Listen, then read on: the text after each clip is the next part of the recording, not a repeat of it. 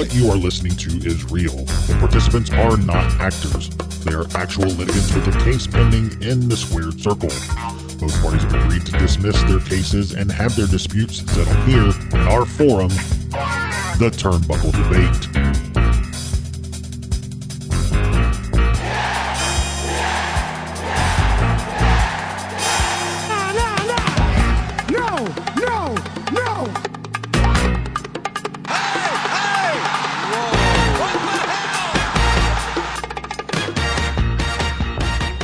Hey everyone, welcome back to the Turnbuckle Debate. My name is Sneed. I'm Chad. I'm Tom, the OG kid, the staple of the Turnbuckle Debate. And our special guest this week is our three-time returning three-time tonight. guest. Three-time. Seen him on AEW, WWE. We're starving artist Mike Magnum. What's up, man? How's it going? What's up, guys? Thanks for having me back. Not a problem, man. Also holding court with Jericho and Kingston last week, too. That was awesome to see. Holding court in the ring. Mike, tell everybody about Full Faith Wrestling, the event you guys have coming up on March 12th. Yeah, thank you. So it's Saturday, March 12th, and we're looking forward to it. It's going to be on Long Island, at the NYWC Sportatorium, which everybody knows NYWC just had NWO champ Matt Cardona show up and grab their belt and add it to his collection. So just like NYWC, Full Faith Wrestling, we've been around not anywhere near as long, but we've been running strong on about 3 years, and we've always got surprises. You never know what's going to happen. So I know we announced Glacier's going to be there. Who Glacier's everybody knows, WCW legend, and he's full-time coach down at the Nightmare Factory alongside Cody Rhodes and QT Marshall. And we have Cesar Bonone, who is an AEW star as well. And he is one half of the FFW Tag Team Champions with Joe Ocasio and a plethora of other guys, Milk Chocolate, just so many awesome talents on the indies. And all the tickets are, it's a licensed not-for-profit, and we're always working with charities. So every ticket is a donation. We are doing a VIP meet and greet with Glacier, Cesar Bonone, myself, and Joe Ocasio. And that will be from 5:30 to 6:30. And then the general admission tickets doors will open at 6:30. Show starts at 7. And all tickets can be bought through Eventbrite, which is on all of Full Faith Wrestling social media pages bio. You can just click the link to their Eventbrite, and everything's affordable. And what's cool about Full Faith Wrestling is that it's safe. It's hard to say this. It's safe and entertaining for all ages. I've had people, kids 5-6 years old and grown adults and everybody in between, men, women, kids, people, teenagers, people who's like, I never even been to a wrestling show before. And they're like, this is awesome. Like it was, and I'm not just saying this because it's, something that I've dug so much in. You ask anybody who's been there, or even the wrestlers, whether they're, they share in my faith or not.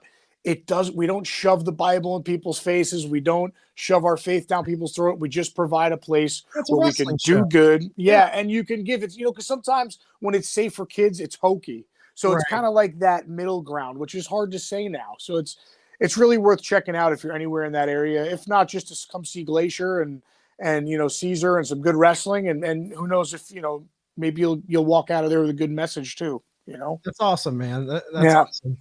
Makes me wish I was closer. Yeah. It makes me wish I might have to see if I have off from work. Long Island's not that far of a ride from me. Yeah, let me know. I'll make sure you get in and get a good seat and everything. Let me know. I will. Yeah. That's awesome, man. Well, so we came here to do some debating. We have 3 new topics. We'll go about 10 to 15 minutes per topic, and everybody will get their turn to say their piece. Yeah, let's go. You guys ready to get into it? I'm ready. Do it. All right, Let's do it.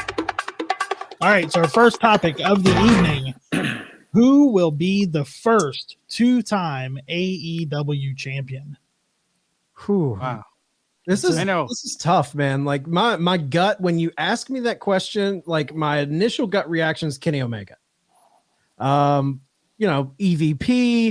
big important guy, but I have a feeling that I'm fantasy booking here, but I have a feeling that he's going to be tied up in with some Bullet Club feuding between the elite. So I don't know if he'll be right back in that title picture. And there are so many people, the Adam Coles, the Keith Lees now, the CM Punks, the Bryan Danielsons, like Moxley's even a possibility to give it back to Mox, but I honestly think the first two-time champion hasn't won the belt yet. I don't know who it is, but I think couldn't disagree more. I think the first just go ahead and say it's me. That's okay. That's my Let pick. me there for that. I think the first two-time AEW champion is the current champion. I think there's Really? nobody better than the homegrown guy that, took him this far to get there. He loses it to whoever, and then he becomes the first two-time champion. I think that says a lot for the company, having to be a guy that's not Mox, that's not Jericho, that's not Omega. That's a good take. Yeah, I agree. I think you guys. I don't mind if I jump in, right? No, go, man. That's what we're here for. I think, of course, being on the other side of the the barricade, if I don't say that I want to be in that picture at some point, then I would be wasting everybody's time. Right. You got if I were booking things right now, and I think Tony Khan has shown, and everybody there has shown that they get it, and they're doing a lot of things right. I think I agree. I think that, of course, in my heart, and the little kid in me in my childhood wants to say Chris Jericho just because he's Chris Jericho, but I think, he's had his, these guys get it. They know that's the difference too between he gets it. Jericho knows, look, I was the first undisputed champion. He's got his stuff. So for him to do that, I think he would even decline it. I don't know how to speak for him, but I agree. I think Kenny Omega would be the right guy. And I think it's because, look, he's done so much. He's busted his hump and made a name for himself outside of WWE. And this could be that big, accolade in the States for him to have. And I think he deserves it. I think he earned it. And I don't think he's too high up or have been doing it too long to where people can, classify it as a case like what I said with Jericho, where I think he's still, I don't want to say new enough, but new enough to the American audience, but established enough at the same token to be that guy to deserve an accolade like that. So that would be my pick. Yeah, I'm going to agree with you. My pick is Kenny Omega to be the first two-time, and I think it's going to be a different run for him too, because he did it as the heel, and he had such a good run as a heel. Yeah. And I've booked it this way before, and I'll say it again too. Though I think the next champ is going to be Adam Cole, and I think that sets up a face Kenny Omega to come back and take it. And I think he has a run as champion as a baby face. Yeah, I'm totally making myself a hypocrite because I think when we had Steve Acefield, I believe, on, and we did, I think his question was the order, who's going to be the next three champions? My pick was Kenny Omega winning that belt over Adam Cole. And I just had to spice things up and make it a little different tonight. So I'm making myself look like a hypocrite. But I think Adam Cole could be a two-time champion. I think if they really want to strap the rocket to Keith Lee, Keith Lee could be a two-time champion. This is the most intriguing division. I know wrestling isn't really about divisions like an MMA, but this to me is the most intriguing division in any pro wrestling company is the AEW heavyweight title scene, because they have so many people that you could see be a champ. Like I listed the Danielsons, the Punks, all Malachi Black, even MJF could be champ. So it's so hard to be like, I mean, it's not out of the realm of possibility that we don't see a two-time champion for years. Right. It's very possible. Oh, yeah, I agree. I don't think it's anytime in the near future. Whoever it's going to be, I would be very surprised. I mean, they could throw a curveball, and when Kenny comes back, go for it and grab it. I'm sure not just in one shot, after maybe an effort or two, but I would be surprised if it happened sooner than a few years, without a doubt, if you're going to do it right, in my opinion. Yeah. Yeah, and like you said, Mike, I'm a long time. My favorite pro wrestler of all time is Chris Jericho. So I don't think it's out of the realm of possibility. He's in the late stages of his career. Who's to say he doesn't get that one final run? It's possible. And I mean, you look at what he's been doing, even in WWE with Fandango back then, he gets it and he knows, sometimes he had to get a nudge from somebody to be like, oh, you got to do what Vince wants. But he gets it to where he knows, like, he knows where he's at in his career and what putting somebody over means a lot more. I mean, shoot, look what he did for me, right? I was his friggin' security guard, and then he retweeted it and thanked me for being out there with him. Yeah. I mean, when do you see something like that happen? Right. So Jericho's a guy that absolutely deserves it and doesn't need me or anybody else to say that.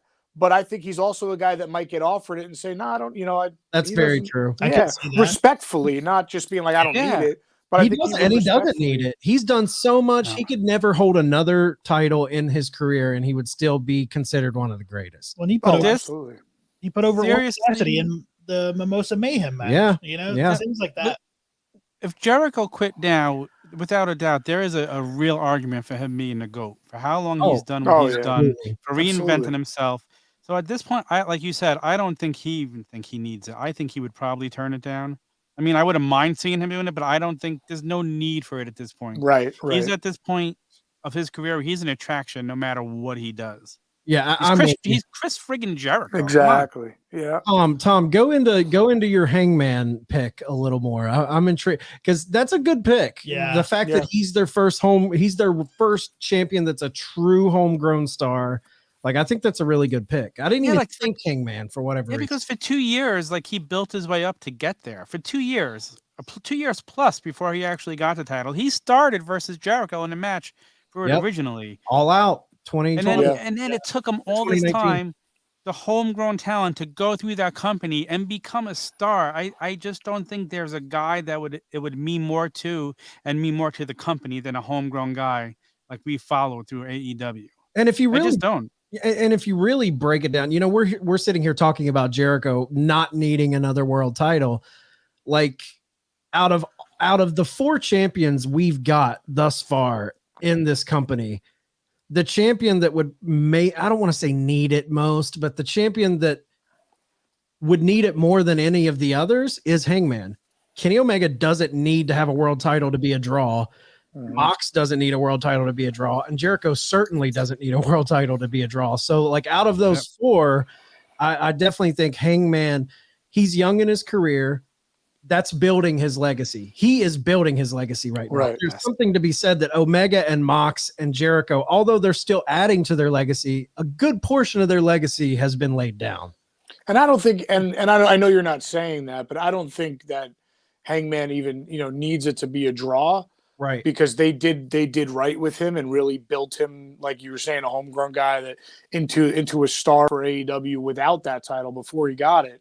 So I don't think he's even another one that would need that, but I think it would be really cool. I agree, for his legacy to be the first guy to do that. So that would be really cool, and he would absolutely deserve it. But there's just something that tells me it's going to be Kenny. Yeah. I mean, Kenny makes sense. You can't go wrong. And every time we see Hangman, he's still like, he's growing leaps and bounds still. And the thing that makes me kind of like think Mike and Sneed are maybe right about this is the fact that the 2 people in the title hunt right now, both Hangman and Adam Cole, both have storied history with Omega. Yes, that's So like there is that where he could come in and take it from one of them. And they said Omega could come back as early as Double or Nothing too. So okay, could line it up. Could line it up nice. We'll see. And and listen, anytime a guy gets a run like Omega did as a heel, he's due for that run as a face with the belt too. Oh yeah. Yeah. I'll do a little fantasy too. Like, say Mox gets the belt with what he has going on with Bryan Danielson right now.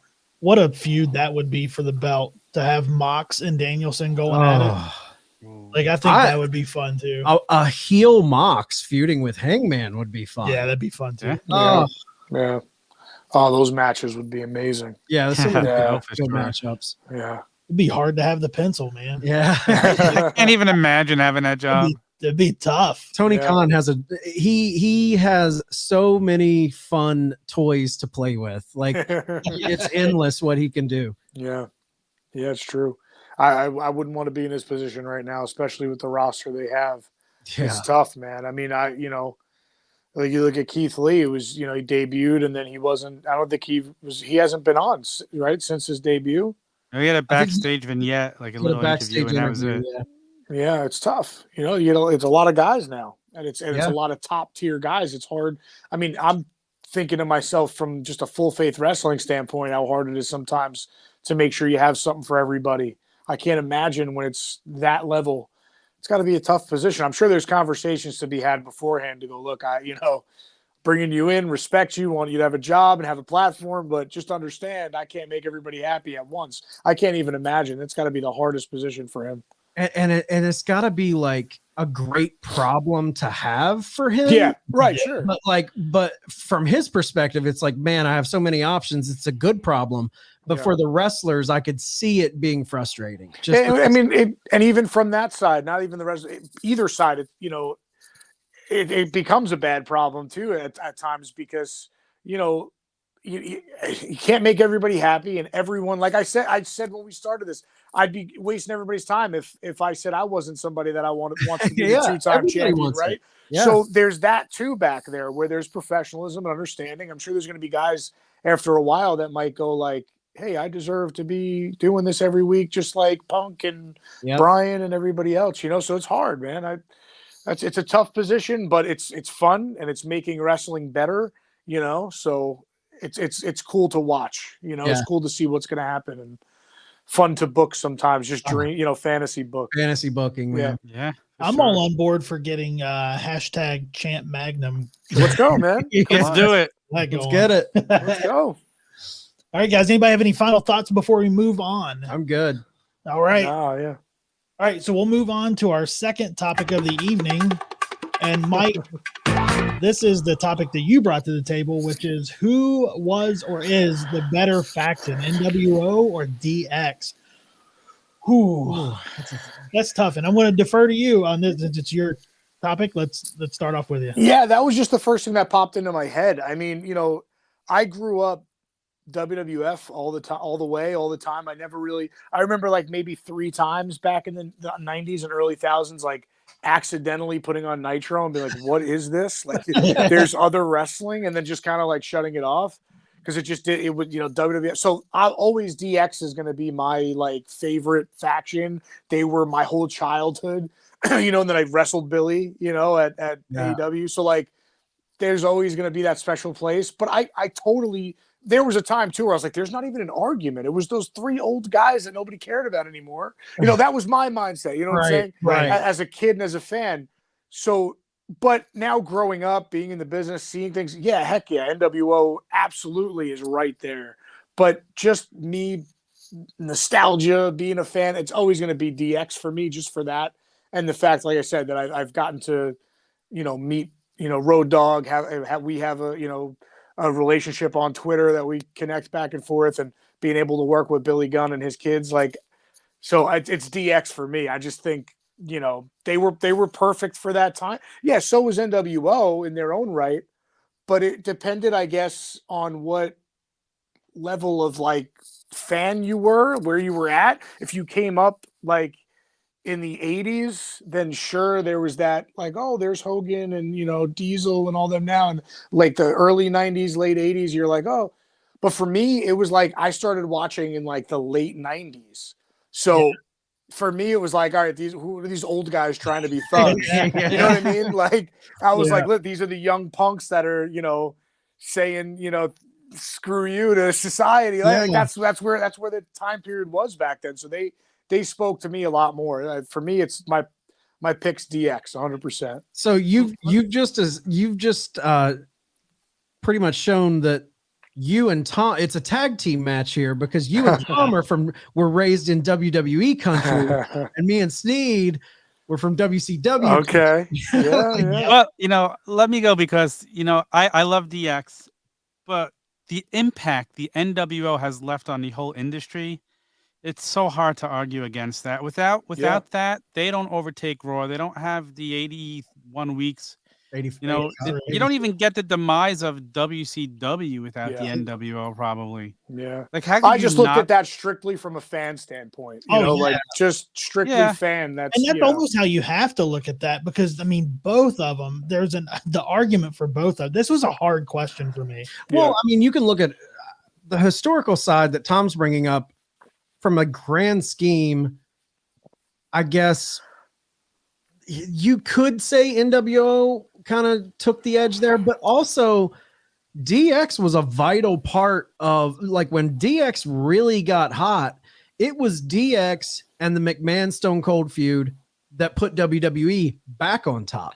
That's Yeah. true. And So- it was like the kids that and the teenagers they were targeting at that time, you know. I mean, look, in my school and like in kids that I knew that like wrestling, I don't think I've ever seen a person do this until like everybody was crotch chopping when Everyone we were was kids doing- and teenagers.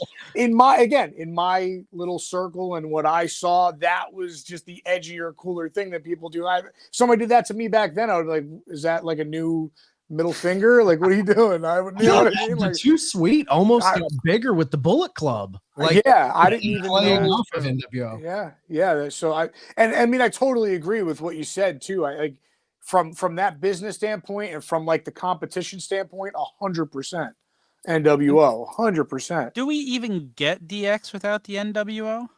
I think so. I think so because I think they had that in them. Maybe it could have looked a little bit different, but I think they, with Triple H being held down and then finally being in that position where he can come back up, he had a lot of pent up anger and he had a lot of pent up stuff. Maybe it wouldn't have looked the same, but I think there would have been some sort There of would have been something, but there would have been some sort of like, pushback, push the envelope, or we would have just seen them be that way for a few weeks and get fired. But it would have, yeah. like I do think WWE kind of getting their ass kicked in the ratings for and Triple H and Shawn Michaels going to Vince and being like, we have to do something. Like this gimmick, the occupational gimmick stuff is not working anymore. We have to change. Yeah. For me, it's tough because if you were to ask me which group has my favorite wrestlers in it, like if I had to pick, okay, which wrestlers do I enjoy more out of the two factions, it would hands down be Triple H, Shawn Michaels. I love Triple H and Shawn Michaels. Triple H is like a big wrestler for me. I think he gets hated on a lot because of the marrying the boss's daughter thing, but I love Triple H. Oh yeah. But man, when strip away when NWO had 50 members and all of that, when it was fresh, when it first hit, I think the thing that puts NWO over the top to me, it wasn't just that it was a faction. NWO was attached to the greatest heel turn in wrestling history. Hulk Hogan, Hulkamania, turning on the fans. Sure, it wasn't 1989. He wasn't just slamming Andre the Giant in turn, but he had built this legacy of Hulkamania, say your prayers, eat your vitamins, and then this guy comes out, drops the leg drop, all the trash getting thrown into the ring. It was one of the most shocking moments. So to attach that heel turn to this faction before they got watered down, I mean, it completely flipped the industry on its head at that time. And as a fan, I think I've always loved wrestling since the late 80s, but like that was a moment for me. I was in my early teens, and when that happened, we didn't have the internet really like that back then. So when that happened, it blew the doors of kayfabe open. I was so like, is this real? Like, is Razor Ramon really in WCW? Like, and they were playing on it, and you had no clue like what was real, what wasn't. So that really just grabbed my imagination as a young wrestling fan. So I have to go NWO. Yeah, I have to agree. I have to go NWO, and it's because like, and here's a little fact. I believe you were there too, but we were at the last appearance of Hogan in his red and yellow before he went away. we were at the last Nitro where he came out in red and yellow. Then he went away until he came back at Bash at the Beach. Yeah. So that was in Charleston here. Yep. Wow. But for me, I had to pick NWO just because, and doing a little research too, like the click and the curtain call, and like I feel like NWO almost kind of started at Madison Square Garden. They both of these factions came out of the same thing, and that's why it's so monumental to me. Yeah. Both of them, but with NWO, I think I have to go them because they were the first. They pulled the trigger first. That's Good point. Yeah. True, Sneed. Yeah. Like I'd never thought of like both NWO, the genesis of NWO and the genesis of DX both came out of the Click. Yeah, 100%. The Click is the parent faction. Yeah. That's a great point. No, absolutely, I agree. And the cool, I think NWO and DX was cool too. Like they were cool, but the smooth coolness of Hogan, Nash, and Hall. Hogan's coming out playing the belt to Jimi Hendrix. I mean, come on, man! Like Kevin Nash when he was yelling Atticus into the camera, like it just seemed like they just had a smooth coolness factor to them too. That I gotta say though, like when DX pulled that tank up outside of that WCW venue and they're banging on the door, like that was a moment where that's when it started to shift and DX started to become the cooler group. Yeah, I think. Yeah. Oh, there he is. Yeah. They're pulling it out. They the came DX prepared. figures. Yeah, I love it. Yeah, man. Tom, who did you went more business, but you were a DX. You would be more DX, right? You didn't really watch. Man, the one time I remember being into WCW is watching Scott Hall walk out, and then Kevin Nash join him. Like I don't know if I can pick DX. I honestly don't. Like I just think the initial run of NWO, like I'm just getting all these weird feelings inside, just thinking back to how cool it was, and I just don't think anything could top that. Scott Hall, you know who I am. So good. Don't know why I'm here. Exactly. So I really like I said, I think I'm gonna shock you guys. I have to pick NWO. I really do. I mean, before the watered down 18 different groups and putting referees in, and if you're looking at it from like today back, like the grand total of it all, I'd say DX is the better group. Well, I don't know, man, because DX came back years later. It's kind of like two different arguments because like NWO came back too, and I was just about to say that. See, the NWO came back too and invaded WWE. Yeah, well, but the thing is, though, from like a revolutionary, like huge thing that was historic, and NWO takes that. But I think from like a more influential in that era. And I think something that really helped WWF eventually win everything, I think the answer is DX. You know what I mean? I mean, everybody, you know what I mean? You don't have to watch wrestling. People do that stuff. You know what I mean? To this day. Same thing with that. But that was, later on, like you were saying, Bullet Club. Yeah. I think from like it changed the game for the business, and it was a historical thing, and that whole, it blurred the lines for one of the first times, all that, definitely NWO. But I don't know. I gotta stick with DX as just the overall. And let's be honest, and anybody our age, if you hear the word "suck it," you automatically think DX. And too, the guys, the difference is that DX was the platform. The right word isn't coming to my head, but they turned them into the stars that they became. NWO, those guys were already.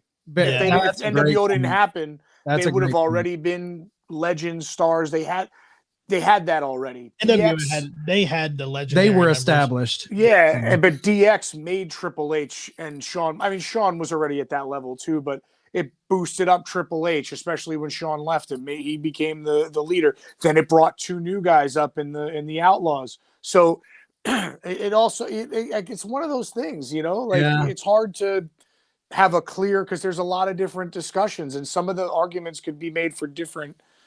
Yeah, if you guys watched the Broken Skull sessions with Kevin Nash, but he said when NWO came back to WWE, The only reason Vince dropped them was because of how popular they were getting. They were selling more shirts than anyone in the company.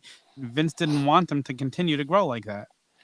Well, I mean, too, there was the whole issue with Scott Hall, and that was a big factor. Big time. And I'll say too with DX, I like the fact that DX kept it close knit. Nobody else came in. It didn't grow. Well, that was, I think, them learning too and being students of the game and seeing that doesn't. The bigger it gets, the weaker it gets. Okay, I have a question before we move on to the final topic. What version of DX is best? The version with Triple H, Shawn Michaels, and Chyna, or the version with Triple H, New Age Outlaws, and X-Pac? I can't pick. I gotta go Shawn Michaels, Triple H, Chyna. That's my. Yeah, but those aren't the ones on a Jeep invading. That's true. But again, in WCW, that's a question though. With you got to ask from like a certain standpoint, because they're those three, they're the originals, right? But I think it was when it was Triple H, the Outlaws, X-Pac.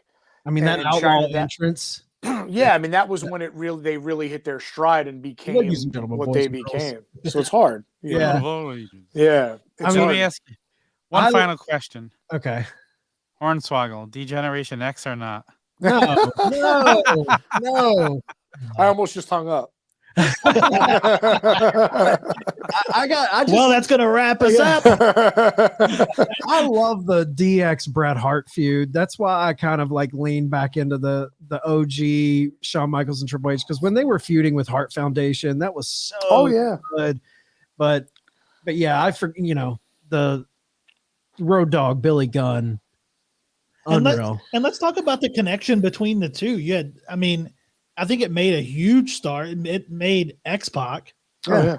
And he was six. He was six in NWO. In NWO. Went into the Hall of Fame with both of them. Yeah. Which is... And that's furthering that click connection. Exactly. Right. Yeah. And at Mania, during a standoff, he wore both shirts. And then one of my favorite moments, which is when Rick Rude was on both shows in DX and NWO on the same night. Same night, the same time. There's so much incestuous stuff between NWO and DX. I love it. Yeah. It's so hard to pick. Yeah. It really is. Anybody have any final statements before we move on? It's all for me. No, it's all right. All right. So our final topic of the evening: did WWE really dropped the ball with Cesaro, and with his departure, can he be the face of a company? Oh boy, I mean, let's be honest. Cesaro is a great worker, but to be the face of a company, he doesn't have the charisma. He doesn't. I mean, WWE version of Cesaro, what I've seen of him, doesn't have the charisma. Can he work like anybody in the ring? Is he great? Hell yeah, I love to watch the guy work.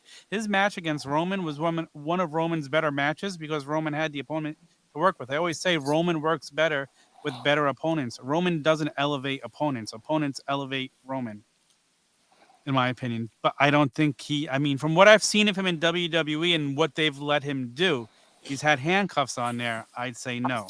I wouldn't. If I see him with handcuffs off somewhere else, it could be a different answer. But from what I've seen, I didn't see him in Ring of Honor and everywhere he's been. I'd say no. It depends on what company. For me, to me, as far as could he be the face of a promotion? That's a great point. Could I see Cesaro with a really badass manager holding the 10 pounds of gold in NWA?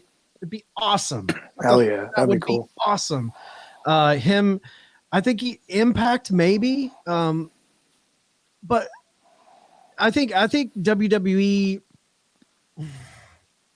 I don't think they dropped the ball with him. I know a lot of fans think they dropped the ball with him, but it's up. He never fit that mold, man. He's an ROH work rate guy. I love Cesaro. He's one of my when he was in the bar with Sheamus, I thought it was a phenomenal, underrated tag team.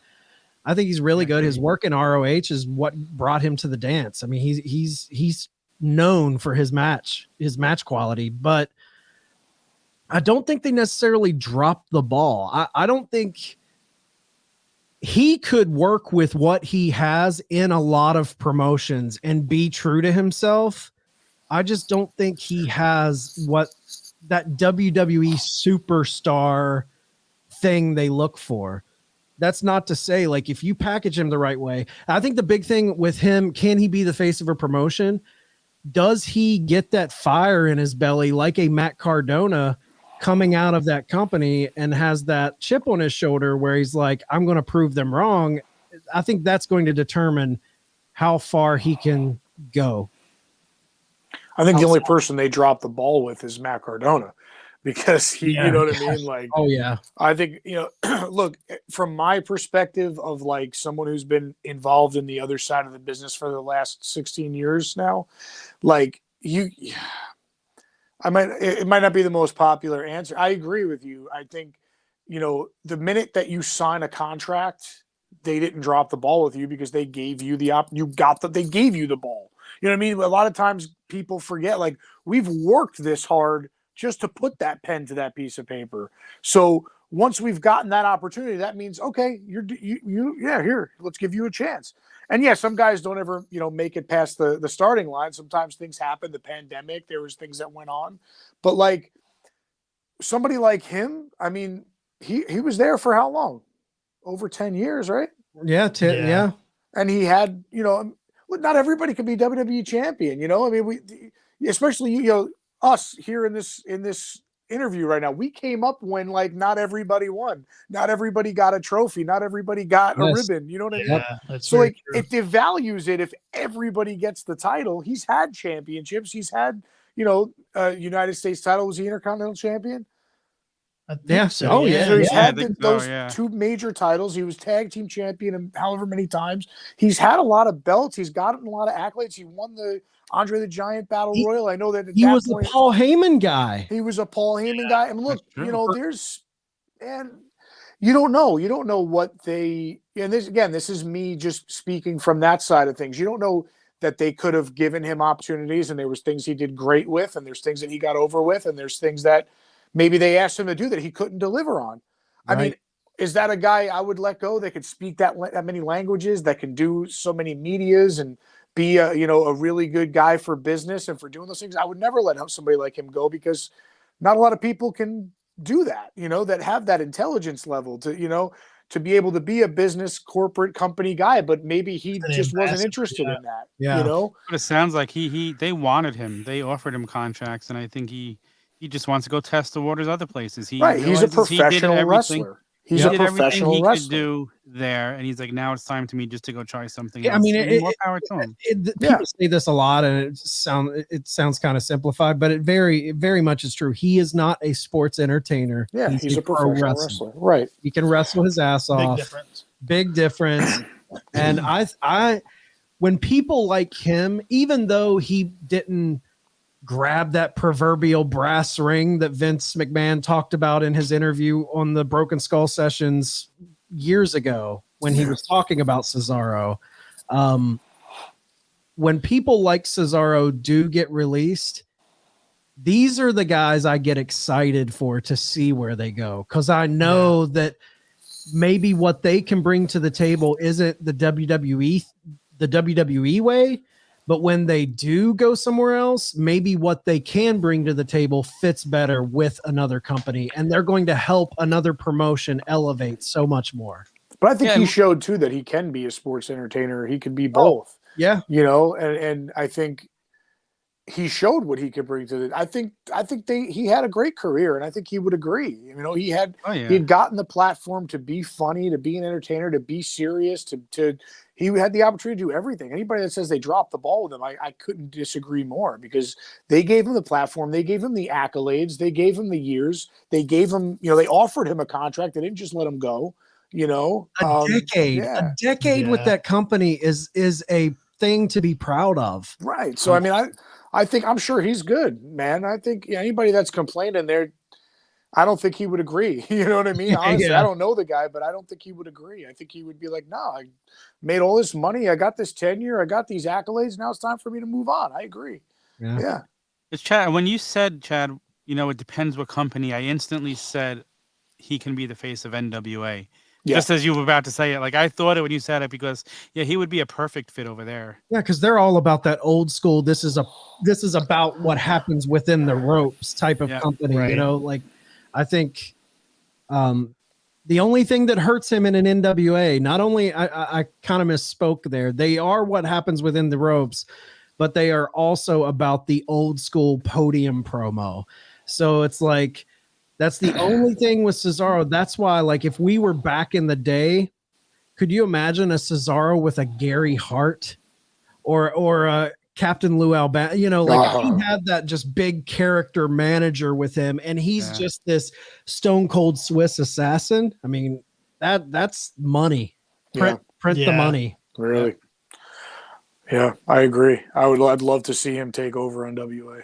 I think he can. I think that's when you asked, did they drop the ball with him? No, I don't think they dropped the ball. There's only one question that I have though, and this is I don't know, was he the first person to get over that whole Cesaro section? Because I know everybody has their sections now. Like I think they have the little signs. Cesaro. Yeah, I would say I think he was the first. I don't remember anybody having it before him. And do you think that at that time, I'm not saying they dropped the ball, but do you think they could have capitalized on that more, maybe made him a champion at that point? And that's something they missed out on? I think there are misses. There are misses like that. I'm not saying they dropped the ball, but I think that was a miss. I mean, it's something they could have taken advantage of for sure. Just from making money off of it, marketing standpoint, you mean? And maybe pushing him as a champ at that point and giving him that while he had that section, that hot section that he had at every show. I don't know how to say this without it sounding like an insult, but I genuinely don't mean it as an insult at all because he could wrestle circles around me. But I just don't think it would. I don't know. I don't think the WWE Championship fit him. I think the NWA Championship fits him. Yeah. WWE Championship, when you really think about I think it's a compliment. Some people might be like, oh, I mean this 100% as a compliment. I don't think the WWE Championship would have done anything for him because that's a lot of Hulk Hogan, Triple H, Stone Cold Steve Austin, which were great, larger than life characters. But those larger than life characters that were sports entertainers and professional wrestlers, and I think Cesaro is a guy who, if you need him to be a sports entertainer and be entertaining, he can be that. But he is number one, a professional wrestler. Yeah. And I think Vince McMahon himself would agree. I think the WWE Championship is for sports entertainers first and foremost, and then they're wrestlers too. Right. Do you get what I'm saying? Is that I don't want to come off like I'm saying it like he didn't deserve it or he would. I just think the WWE Championship on him doesn't make sense and not in a negative way. And I just think he's an NWA. I love that. Whoever said that first, NWA, man. Yeah. Yeah, he fits that old early 90s Intercontinental title work rate champion type of guy. Right. Instead of like he's not the get on the mic, bring the superstar quality to a world title type of guy. I think with you, Sneed, talking about the Cesaro section, like I don't think WWE dropped the ball on him at all. I think you do get opportunities where it is your opportunity to maybe step up and show something and make Vince go, ooh, what's that? I like that. But having said that, I do think the Cesaro section maybe, but the bigger thing to me where I think they didn't give it enough time to catch legs was when Heyman was with him. Yeah. Like, I feel like I remember Heyman was with him for like a blink and you miss it amount of time. Like I think he was with him maybe a couple weeks, if that, I remember when he came out with Heyman, I was like, this is what you do with Cesaro. You put him with Heyman. Heyman builds him up through the promos. And then before it even went anywhere, they pulled Heyman off of him. I think that's the one time in Cesaro's WWE career where I was like, man, if they would have stuck to that, Heyman can get anyone over. Heyman's so good. Yeah, but I think that I agree with you, but I think they did that for a reason. I think they did that because they're like, look, we can't mask the fact that Cesaro is a professional wrestler. Right. And I think it was almost, I don't know, but I think you look at that and from like sports entertainment, Paul Heyman's a person that would get him to that next level. But I kind of think it just boils down to what I was saying, where Cesaro was just meant to, his like position in my eyes as in professional wrestling is that workhorse mid card guy. Like Paul Heyman, I think it's a waste to put him with Cesaro, because Cesaro's a pro wrestler. But giving him a mouthpiece makes him a sports entertainer, and he's just not that. I heard Bully Ray fantasy book Cesaro. This was probably a year ago on Busted Open Radio, and Bully Ray said if he had the pencil, he would create a workhorse title, and the workhorse title would float between Raw, SmackDown, and NXT and take on all comers, and he would make that be Cesaro. And I was that's a cool title, almost like the TV title in NWA, where you always defend it every week, but have him defend it on every WWE program. Oh yeah, heck yeah. It's so rare to say that about somebody and mean it as a genuine, heartfelt compliment. That like the WWE title just doesn't look. It just get bad taste in my mouth just thinking about him holding that. I just feel like it would devalue him as a wrestler. You know, right? It's a great point when you look at it that way. Yeah, because I've never even considered that, but it's so true when you point that out. Yeah, I just think, it's hard to even say sometimes, because you think the WWE title until AEW came along, that was that even as much as they even devalued it themselves within their own company, like it just, that was always the title. But I just think for somebody like him, it wouldn't do anything for him. I think it would I feel like people would be like, why do you have the WWE title on a professional wrestler only? Yeah. You know what I mean? Like, it just doesn't make sense. When has that happened before? Right? Who else? I mean, maybe Benoit. That was the world heavyweight title. It wasn't really like the WWE title. And here's the thing with Benoit. Maybe the guy couldn't cut a Chris Jericho, Eddie Kingston type of promo, but Benoit had emotion, like in the ring, intensity. He was an artist. His actions spoke louder than his words. His actions were his promos. What he did were his promos. I'm sorry. I didn't mean to cut you off. No, very true. I agree completely. I mean, Daniel Bryan too, when he had it. Yeah, I mean, as far as a professional wrestler, but yeah. But Daniel Bryan also knew how to bring sports entertainment to it. Yeah, the Yes Movement. I mean, he had a lot going behind that. It. Was exactly that's what made it make sense for him when they, like you were saying with the Cesaro section thing. Yeah, it was just different. Like, people held up the signs and said they were here for him, but that Yes thing. It became that's the brass ring that Vince talks about. Yeah, because he had that Cesaro section where people held up the signs, but people weren't losing their crap when he came out. They were just like, we love him because he's a pro wrestler. Now imagine, which is great. Imagine if you're in a 40,000 seat arena and everyone has Cesaro section signs. But then it takes on another thing. But in Vince's eyes, though, that's just a sign. Yeah. You know what I mean? Yeah. When people are vocalizing and they're screaming it at the top of their lungs, that's the brass ring that Vince talks about. Yeah. I think. Then you're right. That's the it factor. Yeah. Because the signs are signs, and you hold it up and you say, I support this guy. Cool. Well, then he'll have a job here for 10 years. Right. You know what I mean? But when you're, the Stone Cold Pop, right? Or like when you're getting that emotional, I'm going to scream yes all night because I want you to know how badly I want to see this guy there. That's the brass ring. Yeah. You know what I mean? That's a great point. You didn't have people chanting Cesaro all throughout the night. You had people petitioning on social media. You had the people holding the signs, but there was never that like almost angry, passionate chant for him from beginning to end of every night. Yeah. That I think is Vince's brass ring, is that vocal passion, you know? That emotional passion for somebody. Absolutely. All right, guys.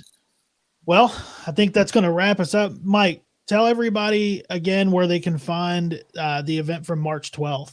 Thank you. It's Full Faith Wrestling's on all platforms at FFW Faithful, Instagram and Twitter, and the link for the Eventbrite page is right there in their bio.